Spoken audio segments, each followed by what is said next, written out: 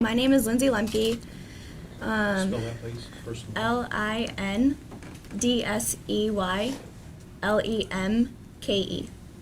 Lindsey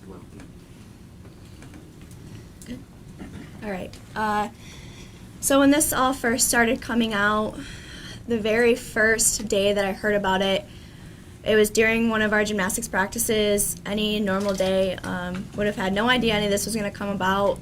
We were taken into a separate room by someone in the Michigan State Athletic Department. I do not know her name. We were brought in there as a team with my 3 coaches, trainers as well. Everybody was involved, and we were sat down, and we were basically told that Larry Nassar was under some sort of investigation. We were not told what kind of investigation he was under. We were just told that if we were approached by any news reporters, any police officers, just anybody that was looking for information, to call us or message us on anything, we were not allowed to comment on the situation.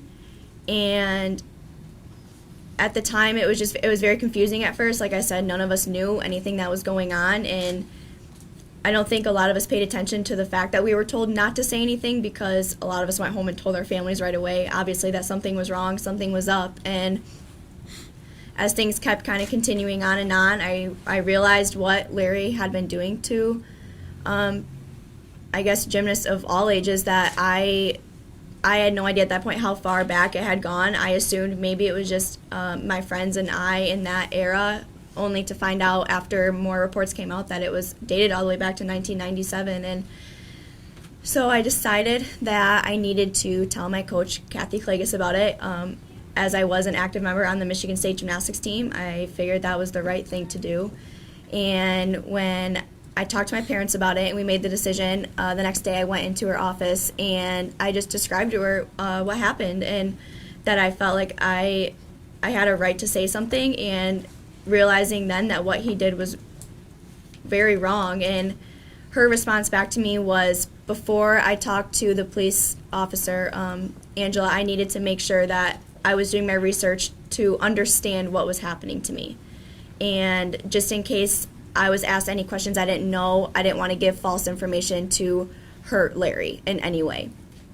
So basically what I took out of that is she was still defending Larry, which I thought was very sad. As an athlete of a head coach, you would expect them to support you and to help you, and you could trust them to always be there for you. I don't live very far away from Michigan State University, but had I been an athlete that lived 5+ hours away, you expect them to be your person that you trust, and she wasn't at all. And I remember going home and telling my parents about it, and I mean, they were furious, and she had told my mom the same thing, that she would even trust her daughters with Larry, trust her granddaughters still, even after all of the reports came out. And to me, that was just appalling. I was expected to go to practice the same day, and I had to listen to her. I had to respect her corrections that she was giving me and take assignments from her, and it was one of the hardest things I've ever had to do, because I went to her with something that was going to change my life forever, and she still defended the person who did it to me.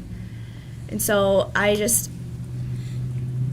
it's very sad to think about the fact that you work your entire life to be a college athlete, and you sacrifice so much. And especially being a club gymnast, where I was a club gymnast, you were coached by fear, and you would leave practice in pain, and you would be scared of that, because if you knew you couldn't do gymnastics the next day, you were going to get yelled at, or you were going to have some sort of consequence as to being in pain into one of the sports that is the hardest on your body out of any sport. And so you would go to Larry, and he would be a savior to you, because you would hope that he would make you feel better so that the next day at practice you wouldn't get yelled at, and that's what you trusted him for.